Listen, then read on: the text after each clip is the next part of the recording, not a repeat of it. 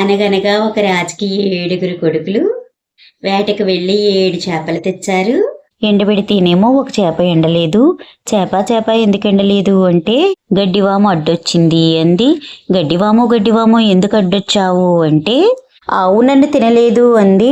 ఆవు గడ్డెందుకు తినలేదు అంటే పాలికాపు నా కట్లిప్పలేదు అంది.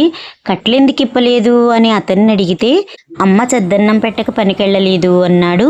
అమ్మ ఎందుకు చద్దన్నం పెట్టలేదు అంటే మా చంటి పిల్లాడు ఏడుస్తున్నాడు అందుకు అంది.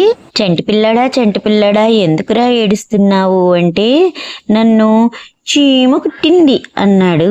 చీమా ఎందుకు కుట్టావు అంటే నా బంగారు పుట్టలో వేలు పెడితే నేను కుట్టనా అంది.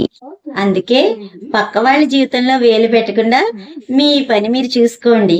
ఇది అందరికీ కాదండోయ్, కొందరికి మాత్రమే. లాస్ట్ పంచ్ మంది అయితే ఆ కిక్కే